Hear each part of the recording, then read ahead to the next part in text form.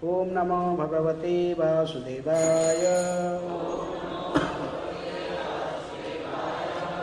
ओम नमो भगवते वासुदेवाय।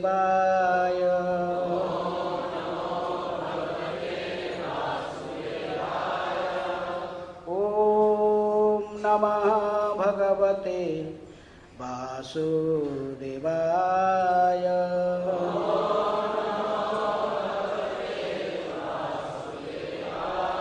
नारायणं नमस्कृत्य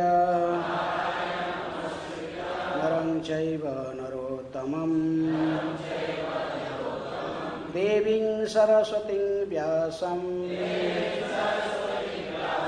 ततो जयमुदीरये। नष्टप्रायेषु अभद्रेषु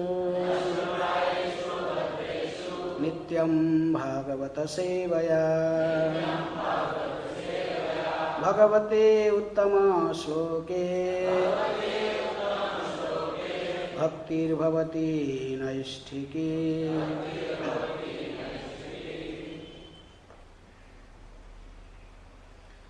श्रीमद् भागवतम से पाठ, सप्तम स्कंध, अध्याय 2, असुरराज हिरण्यकशिपु, श्लोक संख्या 57। इसके पहले श्लोक में तात्पर्य नहीं है, 56 श्लोक में, 56 नंबर श्लोक मैं पढ़ लेता हूँ अनुवाद के साथ।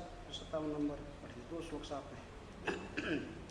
एवं कुलिंगं विलपन्तमारत प्रिया वियोगात् पुरणम् अश्रुकण्ठं स एव तं शाकुनिकः शरेण विव्याधकाल प्रहितो विलीनः। अपनी पत्नी की क्षति के कारण कुलिंग पक्षी आंखों में आंसू भरकर विलाप कर रहा था। तभी काल के आदेशों का पालन करते हुए अत्यंत सावधानी से दूर छिपे बहलिये ने अपना तीर छोड़ा, जिसने कुलिंग पक्षी के शरीर को बेधकर उसे मार डाला। श्लोक जो ब्लॉक में लिखा गया, एवं यूयम् अपश्यन्त्य आत्मा अपायम् अबुद्धयः नयनं प्राप्स्यथः शौचन्त्या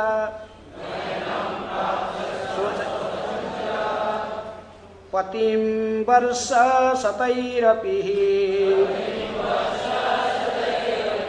एवं यूयम् अपश्यन्त्यः आत्मा अपायम् अबुद्धयः नैनं प्राप्स्यथः शोचन्त्यः पतिं वर्षशतैरपि एवं यूयम् अपश्यन्त्यः आत्मापायम् अबुद्धयः नैनं प्राप्स्यथ शोचन्त्यः पतिं वर्षशतैरपि। शब्दार्थ, एवं इस प्रकार, यूयम् तुम सब, अपश्यन्त्यः न देखकर, आत्मापायम् अपनी मृत्यु को, अबुद्धया हे मूर्खों, न नहीं, एनम उसको, प्राप्स्यथ प्राप्त करोगी, शोचयन्त्यः शोक करती हुई, पतिम अपने पति के लिए, वर्षशतैर सैकड़ों वर्ष तक, अपि भी। अनुवाद तात्पर्य, कृष्ण कृपा स्मृति अभय चरणारविंद भक्ति वेदांत स्वामी श्री प्रभुपाद जी के द्वारा जगत गुरु श्रील प्रभुपाद की जय। अनुवाद। इस प्रकार छोटे बालक के वेश में जमराज ने सभी रानियों को बताया, तुम सब इतनी मूर्ख हो कि अपनी मृत्यु को भी नहीं देख रही हो। अल्प ज्ञान के वशीभूत होकर तुम यह नहीं जानती कि यदि तुम सैकड़ों वर्षों तक भी अपने मृत पति के लिए शोक करो तो भी तुम उससे जीवित नहीं कर सकते और तब तक तुम्हारा जीवन समाप्त हो जाएगा। दोहराइए। इस प्रकार छोटे बालक के वेश में जमराज ने सभी रानियों को बताया, तुम सब इतनी मूर्ख हो कि अपनी मृत्यु को भी नहीं देख रही हो।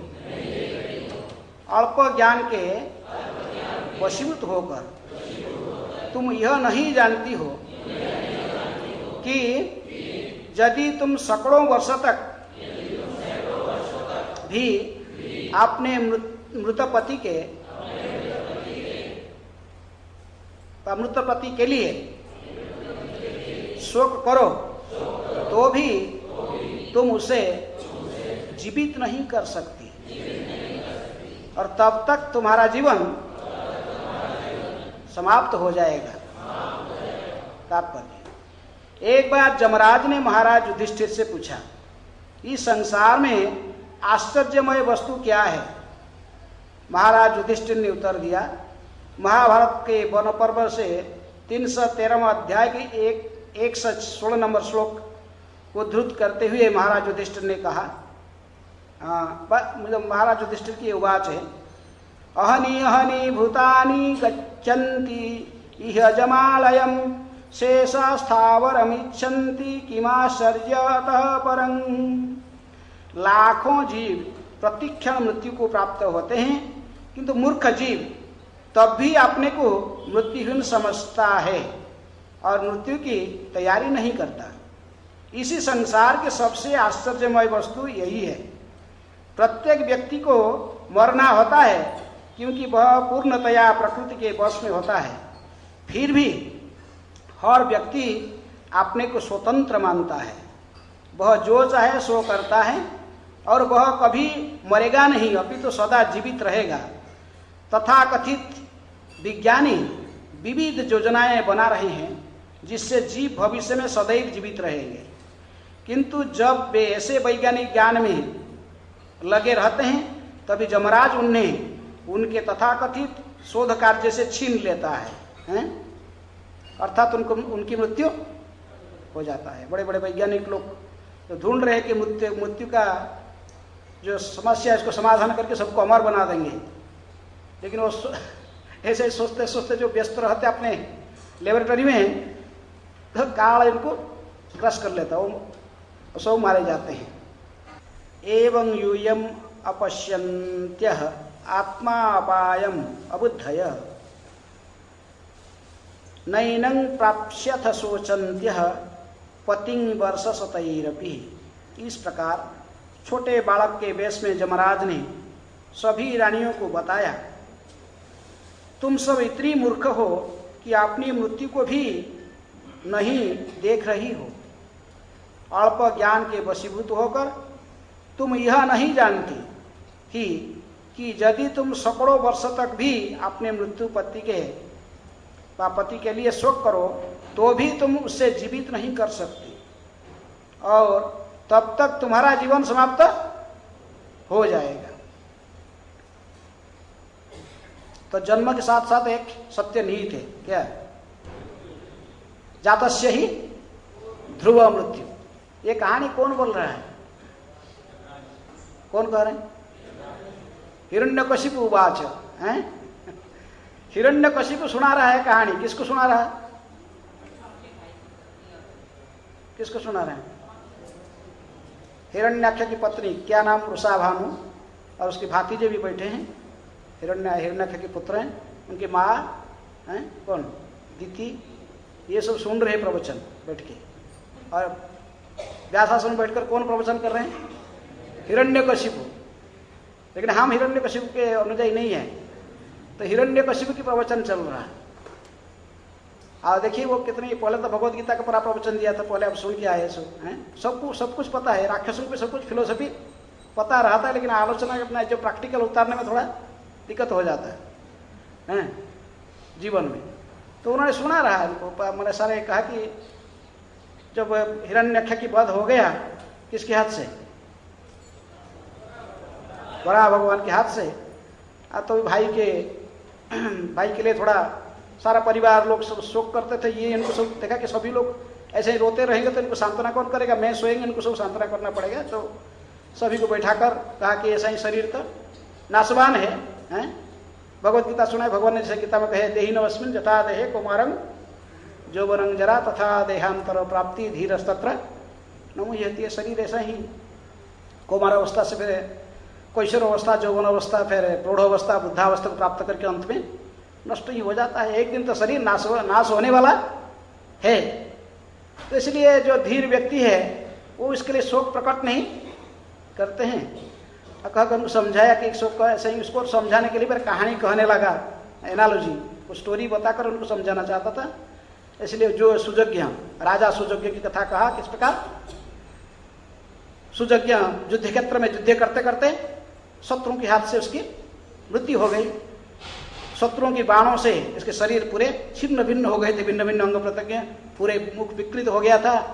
और उसकी रानियां जाकर उसको घेर के बैठे थे, उसी सब को अपने पति, युद्ध क्षेत्र में ही सुजज्ञ की पत्नियां अपने पति के शरीर को घेर कर बैठे हुए थे और सब विलाप कर रहे थे, रो रहे थे। तो उनकी इतनी जोर से वो रो रहे थे, विलाप कर रहे थे कि वो ध्वनि कहां तक सुनाई पड़ता था? जमलोक तक।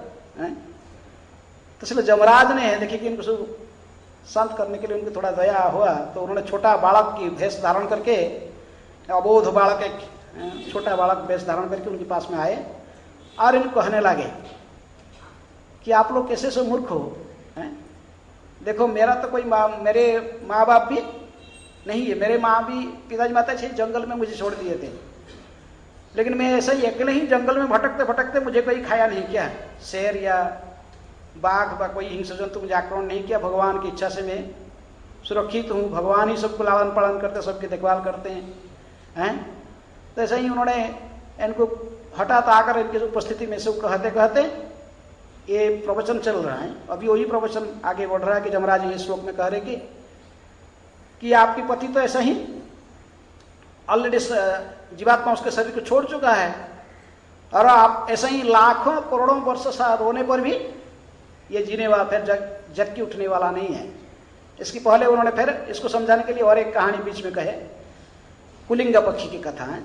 दो मादा पक्षी और नर पक्षी दोनों किस प्रकार मैंने घूमते घूमते उड़ते उड़ते आते थे जंगल में, तो वहां पर बहेलिया अपना जाल बिछा कर रखा था और जाल के अंदर कुछ क्या डाला था, कुछ दाना डाल दिया था पक्षी, तो उसमें आकर्षित हो गया। कौन? मादा पक्षी आकर्षित होकर उस जब गया जब उसको खाने के लिए, दाना खाने के लिए, तो वो फंस गया जाल में और वो चिल्लाने लगी, उसका पैर तो फंस गया, तो निकल, तो इसको देखकर ये रो रहा था। कौन? जो नर पक्षी उसके पति था, तो वो रो रहा था, बेचारा कह रहा था कि मेरा पत्नी फंस गई, अभी मेरे सहायता के लिए रो रही है, मैं कुछ करने के लिए समर्थ नहीं हूं। ये विधाता मेरे पत्नी को लेकर क्या, ये छोटा सा पक्षी को लेकर क्या इसको लाभ मिलेगा, अभी क्या करूं। मेरे वो विलाप करने, वो बैठकर वृक्ष में विलाप कर रहा था और सोच रहा था कि घोंसले में छोटे छोटे बच्चे, उसके उनके जो छोटे छोटे बच्चे घोंसले में हैं, वो भी प्रतीक्षा करते होंगे किसके लिए? माँ के लिए। माँ कुछ दाना लेकर खाद्य लेकर उनको खिलाएगी। अभी वो बड़े भी नहीं हुए, घोंसले के अंदर है, और मेरे पत्नी की ऐसी स्थिति पर मेरा स्वयं का क्यों मृत्यु नहीं हो जा रहा? ऐसा ही माने दुख को देखने का अपेक्षा ऐसा ही मेरा भी मृत्यु हो जाना चाहिए। ऐसे सोचते सोचते उन्होंने बैठकर आंख से अश्रु, उसकी आंख से भी अश्रु टपकता था। किसका? नर पक्षी का। वृक्ष में बैठकर ऐसे ही सोच रहा था, आंख से अश्रु है, तो वो सुजग में शिकारी जो छुपी के था वो तीर मारा। किसको? उस नर पक्षी को। तो उसको एक तीर में फिर वो भी मरकर वहीं गिर पड़ा। उसका पत्नी की मृत्यु का पहले इसका मृत्यु हो गया। तो ये कहानी यमराज ने कहे थे सुयोग्यों की पत्नी को, और उसको फिर दोहरा रहा था कौन? हिरण्यकशिपु। तो आज के श्लोक इसी के ऊपर है। एवं यूयम अपश्यन्तः, आप लोग देख नहीं पा रहे किसको?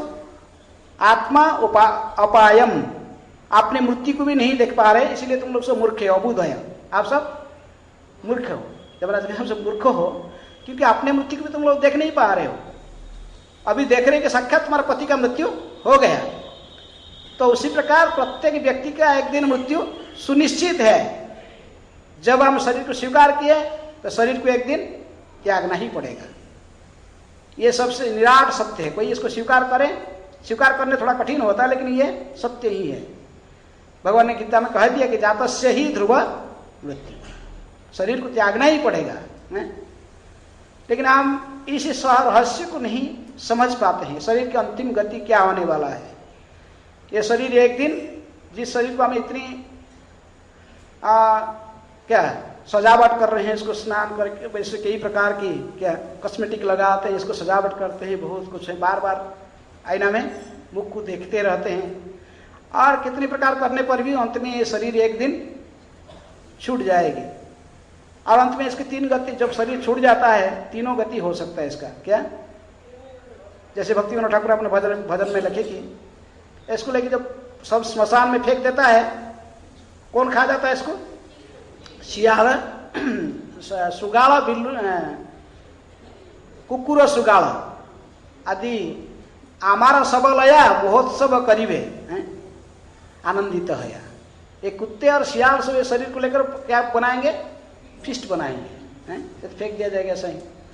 और गीध, उसके साथ में गीध भी आएंगे, तो वो बड़ा फिस्ट बनाएंगे, उनके लिए बहुत बड़ा फिस्ट बनेगा। नहीं तो यदि इसको जला दिया लेकर स्मशान में, ये क्या हो जाएगा? राख बन जाएगा जला जलने के बाद। और वही जो पुत्र को आप लालन पालन किया था बहुत मैंने जीवन काल में, मुख में आग कौन देता है? वही लेकर आपका जीव को खींच के वहीं आग डालेगा। कहाँ?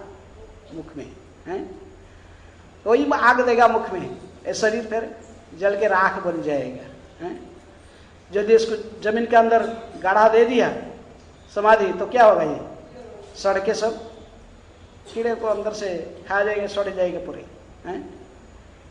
और जो सियाल गीध है, इसको खा जाएंगे, तो इसको खा के फिर उनकी तट्टी बन जाएगा गीध सियाल की। पानी में फेंक दिया, मछली कछुआ इसको खा जाएंगे। जो शरीर का ये अंतिम गति है, और वो शरीर के लिए हम सभी क्या गधे के समान ये शरीर परिश्रम करते रहते हैं।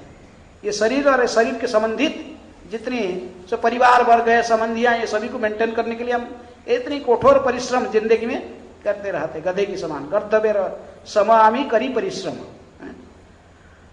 कहा लागे ना बुझी लो, किसी लिए परिश्रम कर रहा हूँ, इसको नहीं समझा किसी लिए परिश्रम कर रहा हूँ, इतनी कठोर परिश्रम कर रहा हूँ, और बैंक बैलेंस बढ़ाते जा रहा हूँ, बैलेंस बढ़ेगा, ये कितना चिंतन कर रहा हूँ। बहुत कुछ हम प्लान बनाते हैं, लेकिन एक क्षण में सभी प्लान समाप्त हो जाता है, काल सब कुछ समाप्त कर देती है। तो उसी बात यमराज ने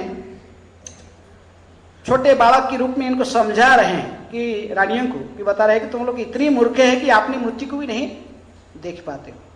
जैसा तुम्हारा पति का मृत्यु हो गया, एक दिन तुम्हारा भी मृत्यु हो जाएगा। इसलिए कहे पहले कि वो जो नर पक्षी ने बैठकर विलाप कर रहा था मादा पक्षी के लिए, तो उसी का मृत्यु हो गया। फिर वो बह लिया, उसको तीर मारकर उसको भी गिरा दिया, उसको भी मृत्यु प्राप्त हो गया। इसी प्रकार हम भी ये संसार में विलाप करते करते कभी हमारी मृत्यु हो जाता है, हम इसको देख नहीं पाते, और हम कई प्रकार के प्लान बनाते रहते हैं इंद्रिय तृप्ति के साधन को प्राप्त करने के लिए, शरीर को भोगने के लिए। लेकिन हम इसी जो निपट सत्य इसको देख नहीं पाते हैं कि ये शरीर का एक दिन नाश हो जाने वाला है। और उन्होंने इसलिए यमराज ने कहा कि सैकड़ों वर्षों तक आप यदि इसे रोते रहोगे, नैनन प्राप्स्यथ शोचन्त्य पतिंग वर्ष सतैरपि, सैकड़ों वर्षों तक जैसे अपने पति के लिए सोचते रहोगे, रोते रहोगे, फिर भी आपकी पति वापस नहीं आने वाला है, इस शरीर में वापस नहीं आने वाला। तो इसलिए जो प्रकृत कर्तव्य है, हमारा जो मनुष्य शरीर मिला है, भक्तिविनोद ठाकुर कहते क्या करना चाहिए? दुर्लभ मानुषंग जन्म लभिया संसारे कृष्ण ना भजिनो दुख कहिब कहारे। ये मनुष्य दुर्लभ मनुष्य जन्म भगवान श्री कृष्ण की भजन के लिए मिला है। और यदि हम भगवान की भजन न करके इंद्रिय तृप्ति में एक समय को बिता रहे हैं, तब नरोत्तम दास ठाकुर कहते कि जानिया सुनिया विष खाइनु हरि हरि विफले जन्म गोआइनु। मनुष्य जन्म लभिया राधा कृष्ण ना भजिया जानिया सुनिया विष खाइनु। जान बूझ कर मैं जहर खा रहा हूं। ये मनुष्य जन्म प्राप्त करके आपकी भजन नहीं किया, क्योंकि महाजन लोग ने यही निर्देशन दिया। प्रहलाद महाराज ने भी यही कहा, कौमारे आचरत प्राज्ञ धर्मान भागवत यह दुर्लभं मानुषंग जन्म यद्यपि अध्रुवम अर्थदम। ये मनुष्य जीवन जो मिला है दुर्लभ है। यदि भी अन्य पशु की शरीर के तरफ, पक्षियों के शरीर की तरफ, पशु पक्षियों के शरीर की तरफ ये भी नाशपान है, एक दिन इसको भी मृत्यु कबलित कर लेता है। फिर भी ये विशेष कुछ है इस जन्म के उद्देश्य है मनुष्य जन्म का, इसलिए दुर्लभ है। दुर्लभं मानुषं जन्म 84 लाख जोनि में भटकते भटकते कई करोड़ों साल के बाद आपको ये शरीर मनुष्य का मिला है। और इस मनुष्य शरीर अन्य पशु पक्षी के शरीर की तरफ आहार निद्रा भय मैथुन के लिए नहीं है। इस शरीर में ही भगवान की भजन किया जा सकता है। भगवान हरि, भगवान श्री कृष्ण की भजन करना यही मनुष्य जीवन का लक्ष्य है। और इस भजन तो प्रहलाद महाराज कहते हैं बचपन से ही स्टार्ट कर देना चाहिए।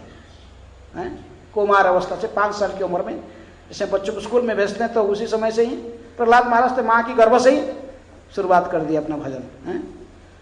तो इसीलिए मनुष्य जन्म है। प्रभुपाद जी ने इसी तात्पर्य में लिखते हैं कि जो देश वो प्रसंग महाभारत के वन पर्व से कि किस प्रकार जक्ष ने, यह घटना कहाँ पर हुआ था? वृंदावन के किस वन में? काम्य वन में। जो पांडव लोग ने वहाँ पर काम्य वन में रहते थे, तो उसी समय आज भी वो स्थान है, स्पॉट है, जहाँ पर जमराज ने ये प्रश्न पूछा था।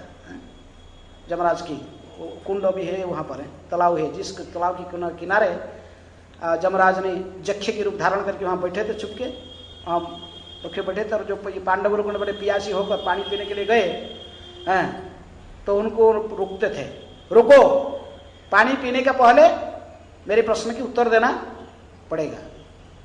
यदि उत्तर नहीं दोगे और तुम ऐसा ही मनमानी से मेरे आदेश को उल्लंघन करके पानी पियोगे, तुम्हारा मृत्यु हो जाएगा। लेकिन उनका बात कोई सुनते नहीं थे। कोई नहीं सुना। भीम गया पीने के लिए, भीम बोला तुम कौन है? तुम्हारे पानी पीने के लिए भी तुमसे अनुमति लेना पड़ेगा। देख रहे मेरे क्या गदा? तो सुना नहीं तो बोलता अपने बस, तुम अपने जगह पर बैठो, बस पानी पीने गया। तो धर्मराज स्वयं जमराज थे, इसलिए उसकी मृत्यु हो गई। फिर नकुल सहदेव का वही हालत हुआ। फिर अर्जुन गया, वो भी ऐसे ही हालत हुआ। कोई सुने नहीं उनको, ये प्यासी थे, बोले ये नेचुरल लॉ है कि पानी पीने के लिए किससे थोड़ी अनुमति लेना पड़ता है। ये तो जमराज परीक्षा कर रहे थे, तो इसलिए सब। तो अंत में स्वयं धर्मराज के पुत्र गए। कौन? जमराज। जमराज के पुत्र ही है। धर्मराज के पुत्र कौन? युधिष्ठिर महाराज। तो उनको प्रश्न पूछे, युधिष्ठिर महाराज शांत शिष्ट, ये भक्त ऐसे ही होते हैं। कैसे? सत्व गुण में रहते हैं, विशुद्ध सत्य में। कोई बात को ठीक से समझे ठीक से क्या बोल रहे हैं। युधिष्ठिर महाराज बड़े पेशेंस के साथ समझे क्या बोल रहे हैं, क्यों बोल रहे हैं, तो वो थोड़ा धैर्य के साथ सुनना चाहिए ना। और रजोगुण होने से धैर्य नहीं होता है, रजोगुण से तुरंत कुछ ही करेगा। रजोगुणी व्यक्ति मरेगा नहीं तो मरेगा, बस क्षत्रिय का स्वभाव है। लेकिन महाराज युधिष्ठिर क्षत्रिय होते हुए भी, राजा होते हुए भी उनके पास में धैर्य था, पेशेंस थे। हरिदास वर्ज्य में से एक माने जाते हैं। कौन? युधिष्ठिर महाराज। शास्त्र में कहा कि 5 हरिदास वर्ज्य हैं। भगवान के दास के रूप में 500 व्यक्तियों की विशेष ख्याति है, तो उनमें से एक है युधिष्ठिर महाराज। और कौन? गिरिराज जी सर्वोत्तम हरिदास है। और इसके अले हनुमान जी भी एक दास हैं, और उद्धव जी एक दास हैं, नारद जी। इस प्रकार 5 हरिदास वर्ज्य माने जाते हैं। जैसे युधिष्ठिर महाराज महान वैष्णव है, हरिदास वर्ज्य है, बड़े सावधानी से सतर्कता से जख्य क्या बोल रहे हैं सुने। किम आश्चर्यम, 5 प्रश्न पूछे थे, उनमें से एक प्रश्न है किम आश्चर्य, इस संसार में क्या आश्चर्य है, सबसे बड़ा आश्चर्य की बात क्या है। तो उसी को प्रभुपाद ने तात्पर्य में कोट करते हैं श्लोक कि अहनि अहनि भूतानि गच्छन्ति इह जमालयम शेष स्थावरम इच्छन्ति किम आश्चर्य अतः परम। कि प्रत्येक दिन हम देखते कोई ना कोई हमारे पड़ोस में, हमारे संबंध में, आसपास में कोई ना कोई ये शरीर को त्याग कर कहाँ जाता, जमालयम, जमराज की घर में, सम्यमणिपुर जमराज के घर में जाते, वहां पर उसके पाप पुण्य के विचार किया जाता है। हम प्रत्येक दिन देखते हैं, इसको सुनते हैं, न्यूज पेपर में पढ़ते कितना सारा न्यूज आता है कि डेली कितने डेथ न्यूज, और हमारे पड़ोसी में भी देखते हैं, सुनते हैं, और हमारे सामने लोग ले जाते हैं सबको किस में रख के, एक बांबू व बांस के बनाते हैं, डोला बनाकर उसके ऊपर रख के उसको कांध में लेकर जाते हैं, और जाने के टाइम क्या कहते हैं, राम नाम सत्य है, राम नाम सत्य है, राम नाम सत्य है कहकर इसको लेके जाते हैं स्मशान।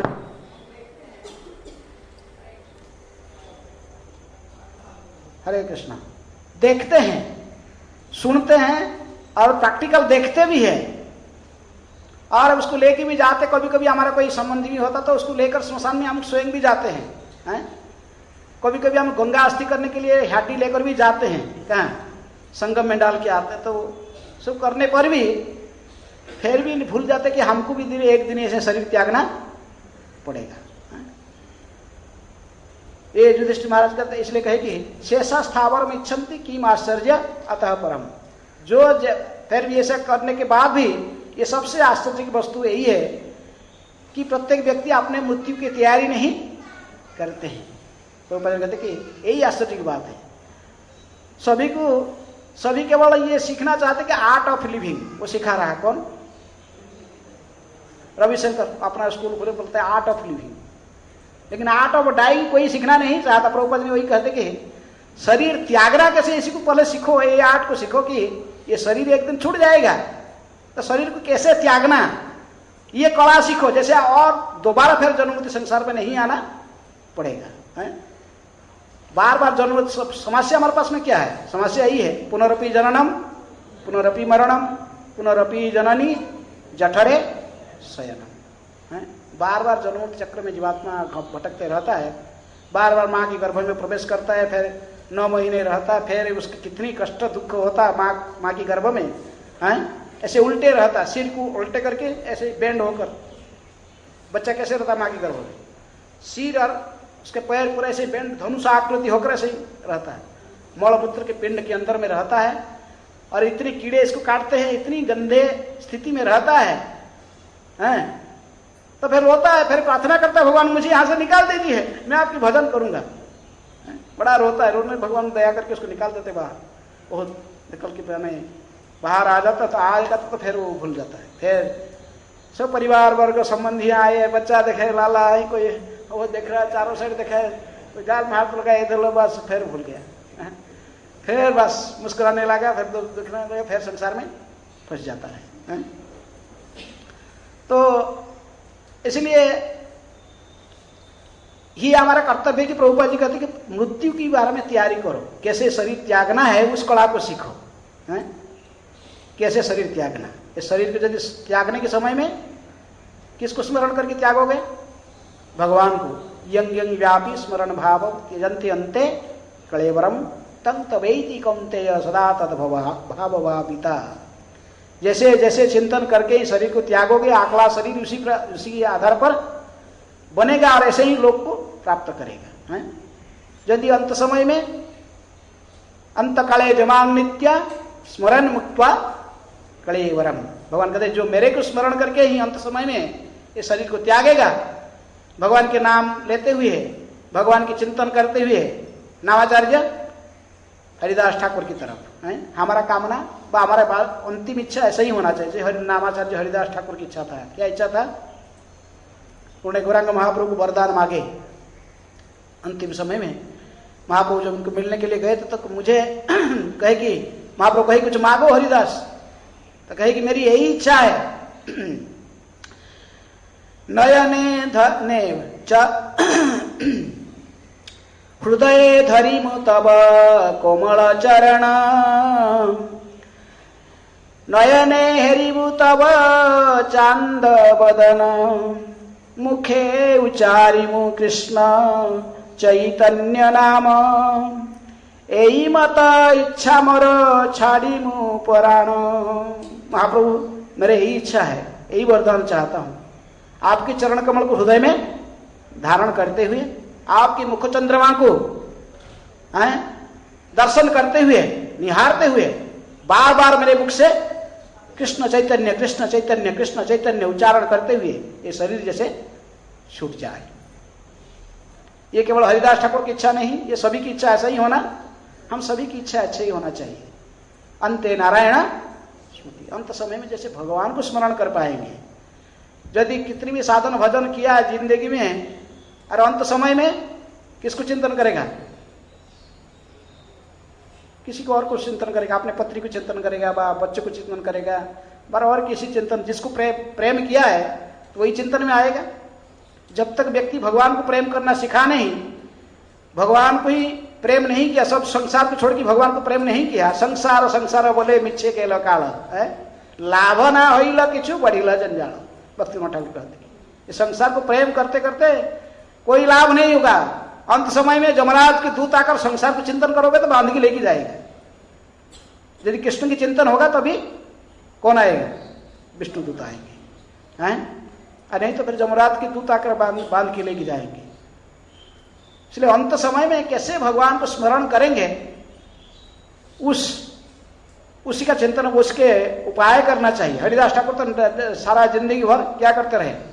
हरे कृष्ण कृष्ण कृष्ण हरे हरे, हरे राम राम राम हरे हरे। डेली 3 लाख नाम जपते रहते थे, हैं? डेली कितने?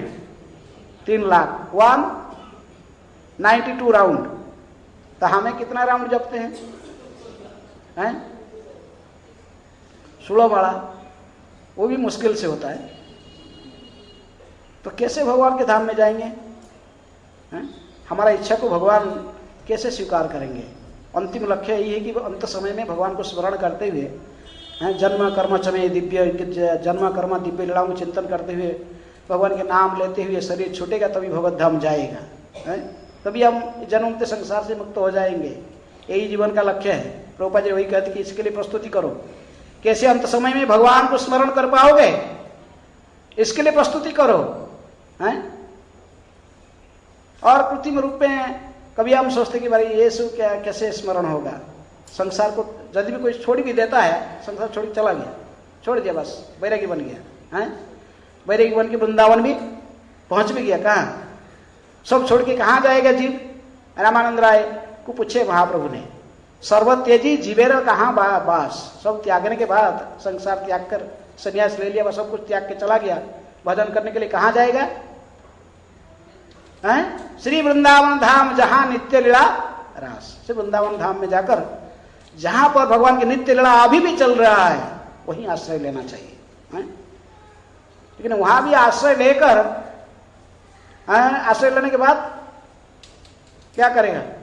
यदि संग नहीं है, भक्त के संग नहीं है, तो फिर वो भी वहां भी रहकर भी सभी प्रकार के अपराध करते रहेगा, धाम अपराध।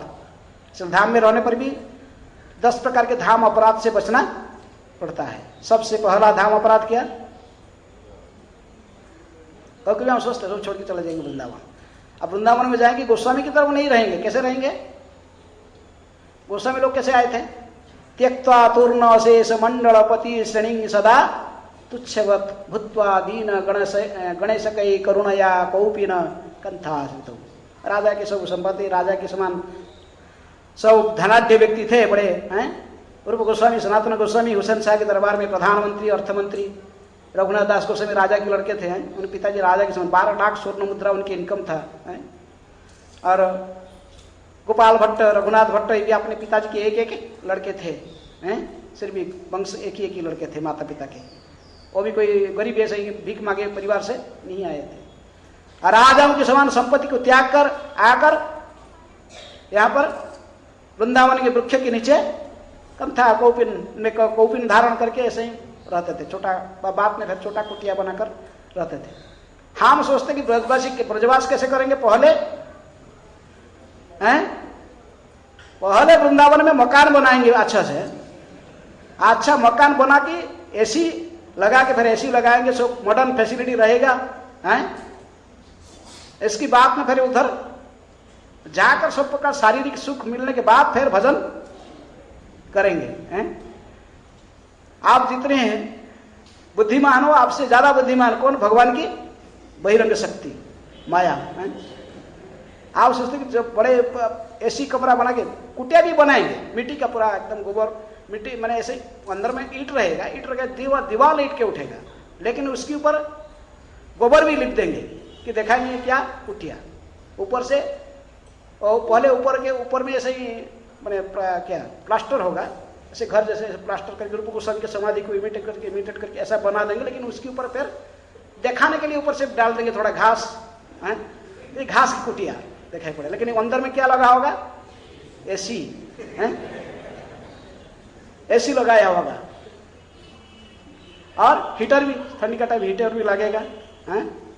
और कोई सेवक भी रहेगा ना, कुकिंग थोड़ी, बाबा जी महाराज कुकिंग कहाँ करेंगे, कोई कुकिंग करके, वो भी कुकिंग करने के लिए, सर्विस करने के लिए सब रहेंगे हैं। तो ऐसा ही यदि हम शारीरिक सुख के साथ में शरीर को पहले कंफर्ट करके सब प्रकार का शारीरिक सुख के साथ भजन करना चाहेंगे हैं, ऐसे भजन नहीं होता है।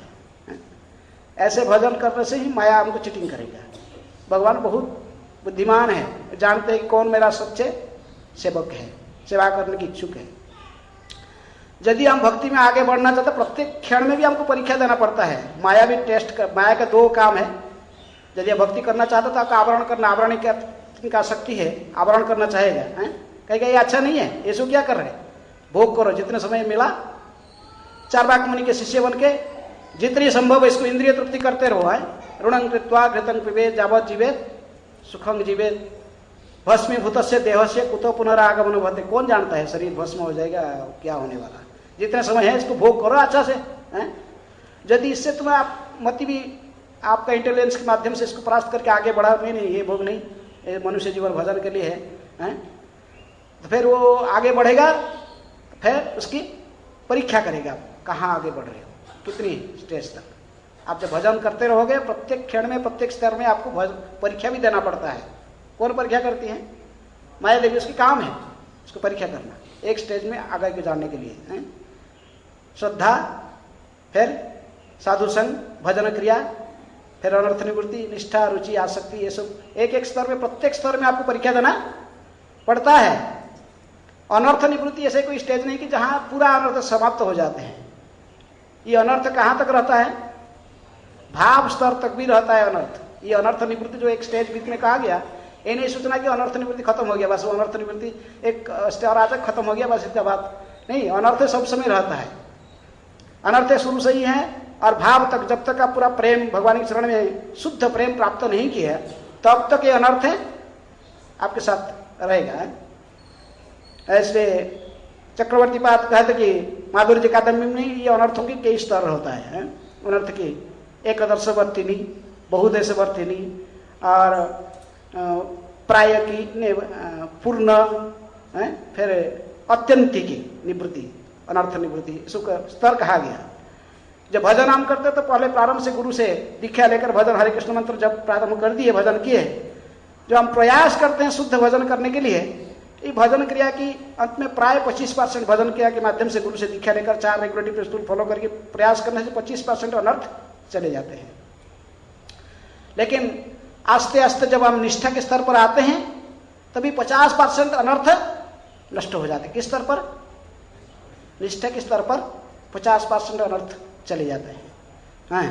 तभी हमारे पास में रुचि उत्पन्न होता है। निष्ठा माने हम एक जगह बैठकर मेरे माला कंप्लीट करना ही है, सिद्धांत ये ले लिया, अपना डिटर्मिनेशन के साथ ये निर्णय कर लिया, नहीं मैं एक जगह पर बैठ के मेरे 16 माला जब तक खत्म नहीं हो, मैं यहाँ से उठने वाला हूँ, उठने वाला नहीं हूँ कि मैं कुछ भी खाऊंगा नहीं या कुछ भी पीऊंगा नहीं जब तक मेरी माला कंप्लीट नहीं होंगी। इस प्रकार प्रतिज्ञा के साथ जो हम करते हैं, तो निष्ठा के स्तर पर आने से साधक की 50% अनर्थ चले जाते हैं।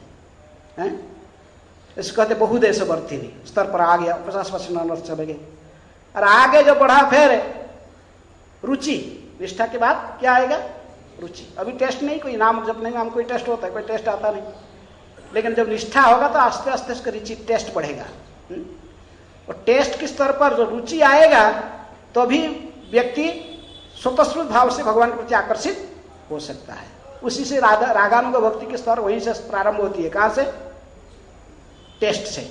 जब आपकी टेस्ट आ गया, रुचि आ गया, तभी फिर रुचि, फिर निष्ठा, रुचि, आसक्ति, ये फिर 25% अनर्थ चले जाते हैं। और जब भाव के स्तर पर आने पर फिर भी पूर्ण जो अनर्थ जाते, कहते कि 95% अनर्थ चले जाते हैं भाव के स्तर पर, फिर भी 5% रहता है। इसलिए भाव के स्तर पर भी साधक को पतन होने का संभावना रहता है। साधक फिर भी पतन हो गया। भरत महाराज भाव के स्तर पर थे, फिर भी पतित हो गए। अरे प्रत्येक स्तर पर आपको परीक्षा देना पड़ता है, कहाँ उठे हो, कहाँ तक गए, भाव पहुंच के प्रेम। माया भी परीक्षा देती, हरिदास ठाकुर को भी परीक्षा दी, छोड़ दी थोड़ी, परीक्षा नहीं है ना, उनको बेश्या भी आकर परीक्षा की। फिर कौन परीक्षा किया? स्वयं माया देवी आकर परीक्षा ली, लेकिन सारे परीक्षा में वो पास होते गए, लेकिन उनको गौरांग महाप्रभु की विशेष कृपा था। इसलिए माया को जब हम अतिक्रमण करना चाहते हैं, भजन में आगे बढ़ना चाहते हैं, तो कृपा किसकी चाहिए? सहायता किसकी चाहिए? भगवान की। भगवान कहे माम एव जे प्रपद्यन्ते माया मेताम तरन्ति ते, दैवी है सा गुणमयी मम माया दुरत्तया। इसको कोई अतिक्रम करने वाला नहीं है, मेरा ही माया है, मेरे सहायता बिना इसको कोई अतिक्रम नहीं कर सकता। कितने बड़े व्यक्ति कितना प्रयास कर ले। इसलिए जब तक हम अपने को बड़ा दैन्यता के साथ भगवान के सामने प्रस्तुत नहीं करते हैं, आप अपने को ऐसे ही नहीं सोचते कि मैं अक्षम हूं, मैं पतित हूं, मेरे पास कोई शक्ति नहीं है, सामर्थ्य नहीं है, प्रभु रोता नहीं है कृष्ण के पास में चरण में, तब तक माया से नहीं छूट सकता है। इसलिए शरणागति के सारे कई प्रयास प्रार्थना में भक्ति विनोद ठाकुर हमको सिखाए, नरोत्तम दास ठाकुर सिखाते हैं कैसे रोना चाहिए। किसके चरण में? कृष्ण के चरण में। निज बड़ बुद्धि प्रति भरोसा छाड़िया, तुम्हारा इच्छा रे अच्छी निर्भर करिया। तुम तो रक्षकार पालक आमार, तुम्हार चरण बिना आशा नहीं। अरे प्रभु आप ही मेरी पालक हो, मेरी रक्षक हो, आपके चरण के अलावा दूसरे गति नहीं है। ऐसा केवल कपटता से नहीं, पूरे दैन्यता के साथ भगवान के चरण में जब तक जीवात्मा रोता नहीं है, माया से नहीं छूटने वाला। माया फिर उसको पकड़ कर परीक्षा करने आएगा, पकड़ लिया, फिर मर जाएगा। माया बहुत शक्तिशाली है, मम माया भगवान कहे। इसलिए हमें हमेशा भगवान के शरण में रहना चाहिए। संसार के लिए रो रहे हैं, ऐसे ही रोना चाहिए। किसके लिए? कृष्ण के लिए। संसारे जे मत प्रीति आछे आमार, से मत प्रीति हो चरणे तुम्हार। भक्ति विनोद ठाकुर कहते हैं जैसे संसार में मेरे मन अभी लगा हुआ है, मेरे परिवार में, पत्नी में, बच्चों में, ऐसा ही ममता आपकी चरण में हो जाए। ममता भक्ति की कई जो डेफिनेशन बा परिभाषा होती हुई भी एक परिभाषा है कि अनन्य ममता विस्मय ममता प्रेम संगता भक्ति इति उच्यते। प्रहलाद जनक भीष्मय, प्रहलाद जनक भीष्मय, ये जितने भी बड़े बड़े महाजन भक्ति इसको कहते हैं। ये भक्ति की परिभाषा क्या कहे? अनन्य ममता कृष्ण, कृष्ण में अनन्य ममता हो जाना। जैसे संसार में ममता हो जाता है, ममता क्या समझ रहे? स्नेह, लेकिन ये स्नेह की जब पूरा एकदम गाढ़ हो जाता है, ममता हो जाता है अपने बच्चों में, फिर भूलना मुश्किल हो जाता है। जब ममता नहीं होगा तब तक फिर भूल जाते हैं। तो कृष्ण में ऐसे ममता हो जाना, प्रेम हो जाना, एक क्षण भी शून्यायतम जगत सर्वन गोविंद विरहण में। अभी तो हम सोच रहे कि शून्यायतम जगत सर्वन हमारे परिवार के किसको प्रेम करते तो उसी के भी कोई यंग लड़का है तो किसी अपने प्रेमिका की चिंतन कर रहा है, पर उसके बिना मेरा जीवन बेकार है। वह कोई माता है, कोई अपने लड़की पर छोटा बच्ची को प्रेम कर रहा कि उसके बिना मैं कैसे जीऊंगी, वो रोएंगी, इसका डेथ हो जाता है। जैसे इनकी सुजोकी की पत्नियों की डेथ हो गया, उसके राजा का, तो ये रो रहे हैं। तो ऐसा ही ममता भगवत भक्तिविनोद ठाकुर कहती संसार में जो ममता है उसी ममता कहाँ होना चाहिए? भगवान कृष्ण में।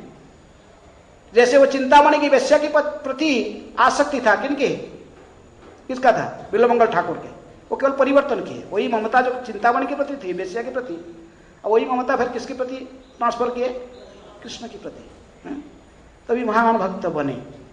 इसलिए भगवान भक्तिविनोद ठाकुर आज ये गीत में गा रहा था, इसलिए भक्तिविनोद ठाकुर कहते कि ऐसा ही है कृष्ण के चरण में समझिए संसार क्या है। संसार कुछ भी नहीं है। ये संसार संसार करके सारा दिन जिंदगी बिताना वृथा है, कोई किसी के नहीं है। सब आया अपने ड्रामा के स्टेज पर, जिसका रोल खत्म हो गया वो अपने चले जाएगा। रोल खत्म हो गया, बस निकल गया, स्टेज से चला गया है।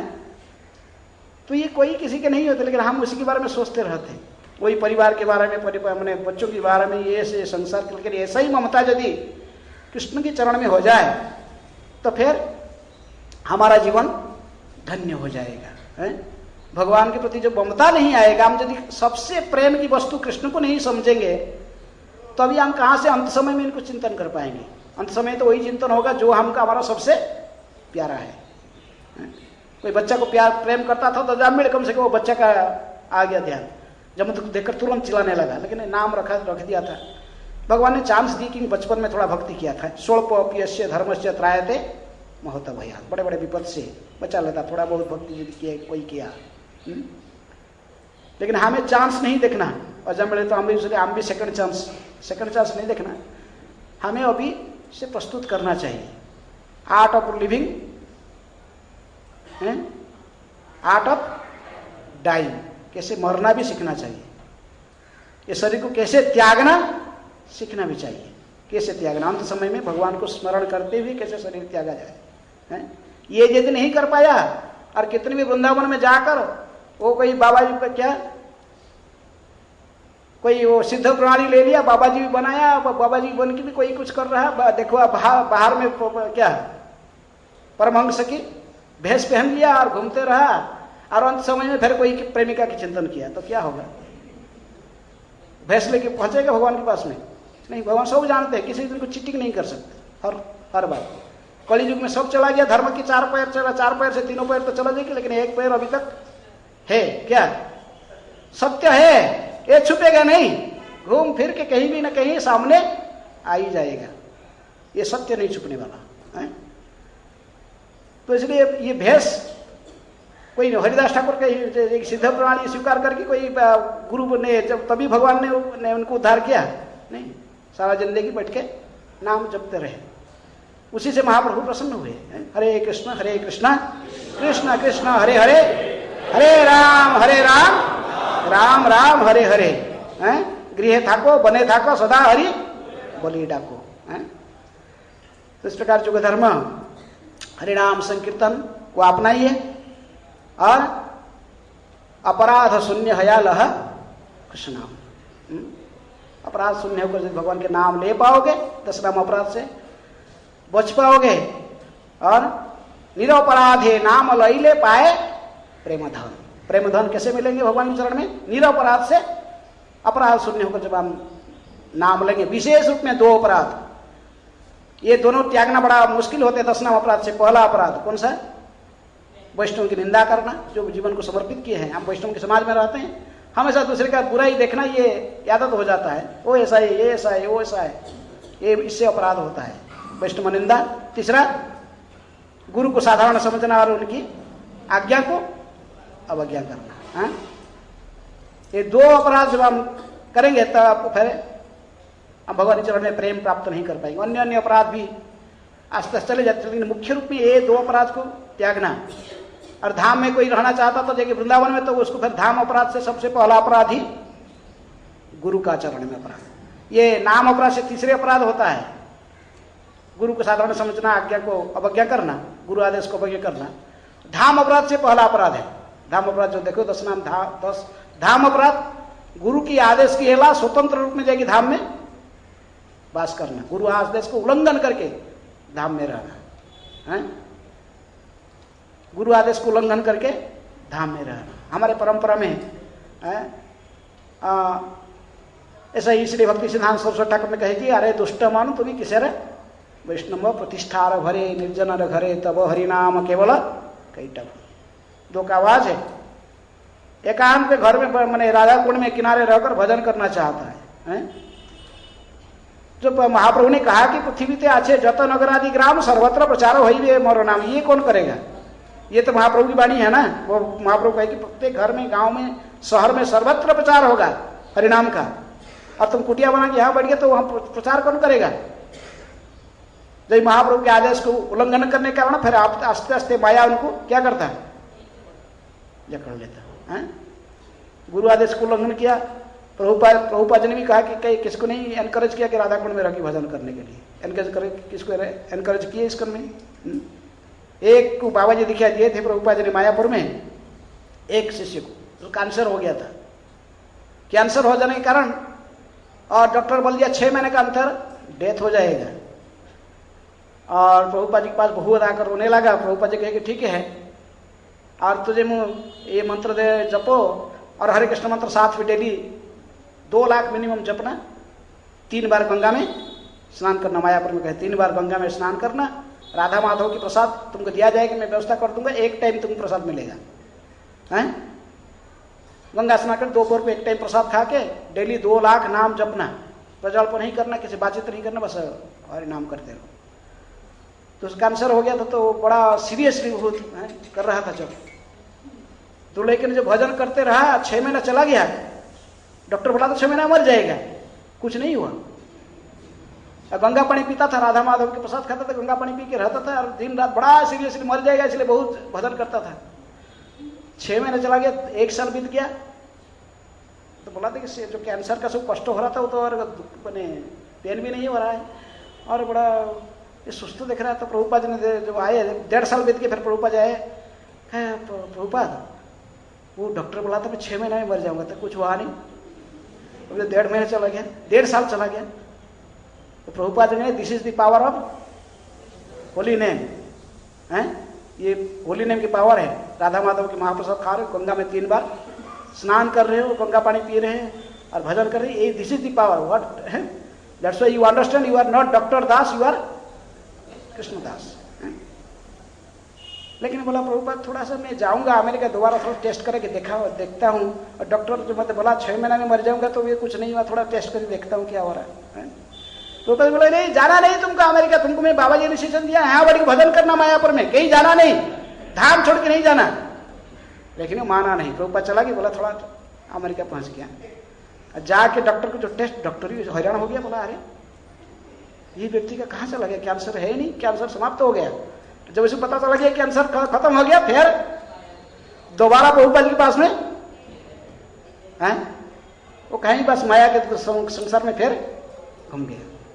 माया से ही कितनी शक्तिशाली है, ट्रिक आपको कर सकते, भजन करने पर भी आपको बार बार प्रलोभन दिखाएगी, ये ले लो, वो ले लो, ये ले लो, पूजा मान प्रतिष्ठा, ये सब माया के टेस्ट से पाप जब वही पास कर सकता है जिसको कृष्ण चाहेंगे, जिसको जो अपने गुरु को बड़े निष्ठा के साथ गुरु की सेवा कर रहा है, तो उसी को कृष्ण कृपा करते हैं। कृष्ण किसको कृपा करेंगे हैं? जो अपने गुरु को प्रसन्न करने के लिए लगा हुआ है। जस्य प्रसादात भगवत प्रसाद, जस्य अप्रसादात नगति कुतोपि, जो इसको हृदय में स्वीकार करते हुए गुरु मुख पद्म वाक्य चिते करिय ऐक्य आरण करिय मने आशा श्री गुरु चरण रति, यही से उत्तम गति। इसको जीवन में उतारने के लिए गुरु आदेश को जो संकल्प ले रखा है, श्री गुरु चरण पद्म को पकड़ के रखा है और जानता है कि मैं गुरु को प्रसन्न करके ही कृष्ण को प्रसन्न कर पाऊंगा, तो फिर माया से बच सकता है। दैन्यता तभी आएगी, दैन्यता है नहीं। और कभी कभी शिष्य सोचता कि मैं गुरु से भी आगे बढ़ गया हूं, है ना, ज्यादा जानता हूं शास्त्र को, गुरु क्या जानता, कुछ नहीं, मैं जानता हूं इतना। फिर गुरु की कमियां देखना शुरू करेगा, तो फिर क्या होगा, तभी माया पर समझ गया ये कैंडिडेट बन गया मेरा, उसके पास जाएगा। इसलिए प्रभुपाद तात्पर्य में लिखे कि सभी को ऐसा ही युधिष्ठिर महाराज जैसे यक्ष को प्रश्न के उत्तर दिए। ये सबसे बड़ा आश्चर्य की बात है कि प्रत्येक व्यक्ति ये संसार में मृत्यु को वर्ण करता है, लेकिन हम भूल जाते हैं हमको भी एक दिन ऐसे मृत्यु कबलित कर लेगा और मृत्यु के लिए प्रस्तुति नहीं करते हैं। प्रत्येक जीव का ये कर्तव्य है कि अपने मृत्यु की के लिए प्रस्तुति करे अभी से ही। मृत्यु कभी भी आ सकता है। ये जरूरी नहीं कि आप बुढ़े होगे तो भी मरोगे, नहीं, कभी भी कुछ हो सकता है किसी का भी। अभी मैं पढ़ा था इंग्लैंड में एक व्यक्ति था, प्रभुपाद जी के प्रभुपाद डिसेबल था, प्रभुपाद से दीक्षा लिया था, और रथ यात्रा में, लंदन रथ यात्रा में वो एक्सीडेंट में उसकी मृत्यु हुआ। तो वो रोड क्रॉस कर रहा था, उसको एक ट्रक मार दिया था, गाड़ी त्याग दिया था। लेकिन अभी भक्तिचार्य महाराज की वो शिष्या है, एक लेडीज शिष्या है, तो उसने भक्तिचार्य महाराज से बात करते करते कोई पूछ रहे थे कि तुम्हारा प्रीवियस लाइफ कुछ कैसे क्या था क्या, तो थोड़ा सा सोच के तुरंत बोली कि मैं प्रभुपाद ने पिछले जन्म में प्रभुपाद डिसेबल था और मेरा नाम यह था, और मैंने वो विशेष मैंने रथ यात्रा में एक्सीडेंट हुआ था, मेरी मृत्यु हो गया था, और मैंने उस मृत्यु के समय में वो जब मैं ब्रह्मचारी था, एक लड़की के प्रति मेरी आसक्ति था। जब ट्रक मुझे वही लड़की की चिंतन कर रहा था, तभी तो ट्रक मुझे मारा था, और इसीलिए मैं इस जन्म में क्या बनी, ये लड़की का शरीर मुझे मिला है। तो इसको ये लोग फिर रिसर्च करने लगे उसके बात के ऊपर, लेकिन उसको लेकर गए, वो जिसका नाम बता रहा था जिस लड़की का, तो उसको वो लड़की तो बड़े उम्र हो गई थी इससे बड़ा, लेकिन उनके देखी कि सहज आकर्षण है दोनों में, दोनों को देखकर तुरंत इनको वो है एक दोनों के प्रति आकर्षित हो गए।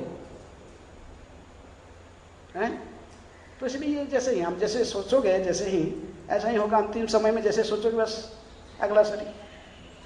इसलिए सब अभिमान छोड़ के कि मैं पुरुष हूं, मैं स्त्री हूं, मैं ये हूं, वो सब छोड़ के हमको किसके लिए प्रस्तुत करना चाहिए, डेथ के लिए। डेथ के लिए क्या प्रस्तुत करेंगे, कीर्तनिया सदा हरि, ठीक है, और सब कुछ नहीं है। हरेर नाम हरेर नाम हरेर नाम वो केवलम कलो नास्ते गतिरन्यथा। जगत गुरु श्री प्रभुपाद की जय। कोई प्रश्न है किसके?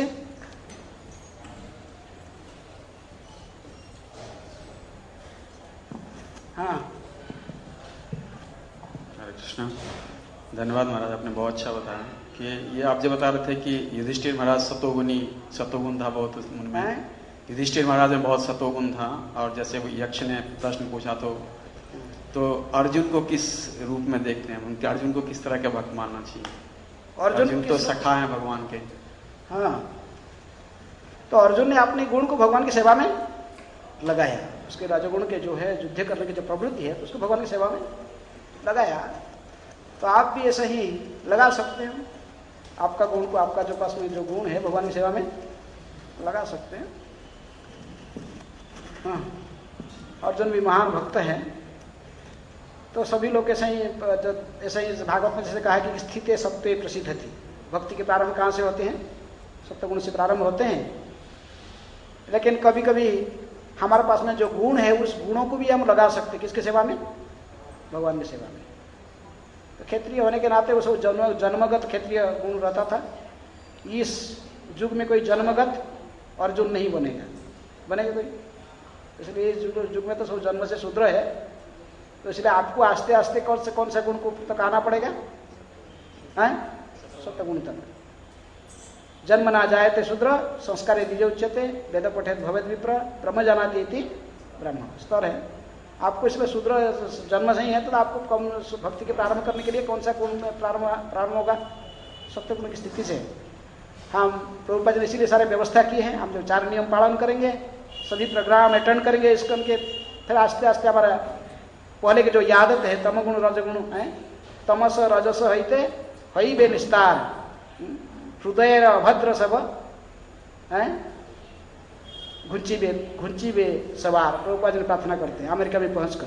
पहले कहते कि ये कहाँ आ गया मैं, ये सारे रजगुणी तमगुणी व्यक्ति हम भरे हुए हैं, ऐसे कैसे उद्धार होगा न यदि आपकी कथा को सुनेंगे।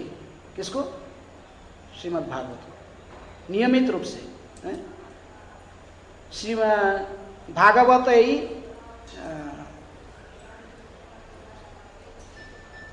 12 सुने यदि कने काने 12 सुने यदि सुने काने 12 हृदय रे अभद्र सब होइबे, ऐसे कहते हैं। जो बार बार भागवत को श्रवण करके प्रभुपाद जी कहते को गीत में, तभी हृदय का जो अभद्र है ये सारे नष्ट होंगे। नष्ट प्रायसु अभद्रेषु। इसलिए प्रारंभ से हम प्रभुपाद जी के दिया गया विधि को ठीक ठीक से पालन करेंगे, फिर हम उस स्तर को प्राप्त करते। भक्ति में प्रवेश करने का स्तर है। प्रारंभ से हम कर रहे हैं, भक्ति पालन कर रहे हैं, लेकिन सच्चे स्तर पर तभी आएंगे जब हमारा सप्तगुण की वृद्धि होगा। जितने सप्तगुण की वृद्धि होगा हम इतने आगे बढ़ते जाएंगे, हैं? ठीक है। हरे कृष्णा। ग्रंथराज श्रीमद् भागवतम की जय। जगत गुरु श्रील प्रभुपाद की जय।